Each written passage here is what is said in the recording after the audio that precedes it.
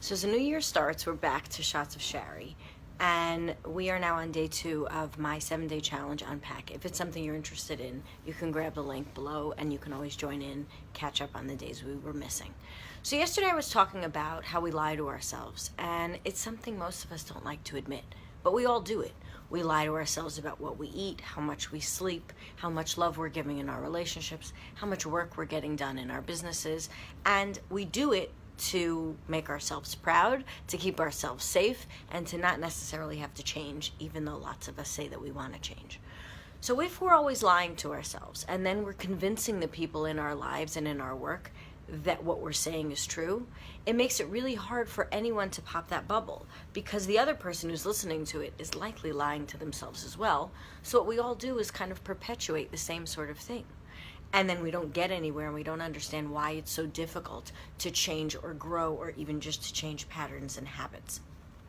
So in day 1 of Unpack, and this is something whether you do the challenge or not to take a look at, what we did yesterday was took a look back at the past year. And the only reason I say that is not because that year mattered, but because it's a marked period of time that we can try to tell the truth in a contained spot.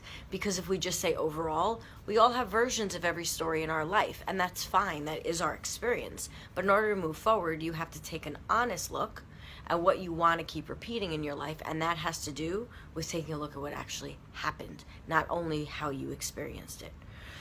So yesterday what a lot of people were messaging me about was this one point, in addition to others, but this was the theme in many different ways that they said it.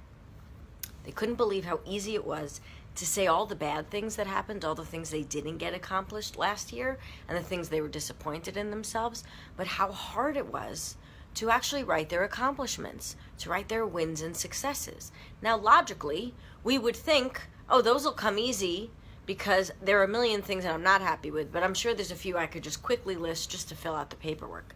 But even that is really hard. It's hard for us to own what we did. It's hard for us to feel like what we did was enough, even if we want to be doing more. But here's the key. Yes, you need the drive and the motivation and the fuel to be able to go forward, but the only place that's going to come from is the belief in yourself that it's even possible. If you don't think you're capable of more, why on earth would you write it down every day in your journal? Why would you make plans to go forward? Why would you have big goals and dreams if you're the person doing them and you don't believe that you're the one who can? So what you first have to do is face the lies that you tell yourself. Yes, some of it's going to burn, but the faster you're able to admit what you have accomplished and didn't, and tell yourself why, then you can take a look at the why you didn't get it done, deal with that, whether it's old blocks, whether it's habits, whether it's lack of belief, whether it's lack of support, whatever the reasons are, that's where to start working on before placing new goals in front of yourself and or beating yourself up and going into a hole of I'm never going to get anywhere. Both will be true according to how you decide to face this. So if there are things that I didn't accomplish this year that I want to, and there are plenty, I first have to see what I did and pat myself on the back, because the year before I probably wouldn't have believed that I could have accomplished that. So first, to realize that I'm able to do things that I think I can't. That's number 1. Number 2 is to say, what did I not get done that I was promised myself that I would? It does burn a little bit, but take a look at it. And number 3, why didn't I get it done? And how did I get the stuff done that I did? So you actually get to see what your patterns are. Change your patterns, then create new habits, and your results will automatically change. That's the only order this works in. You can't flip it upside down, because those big goals will just scare you into submission or into repeating whatever didn't work last year.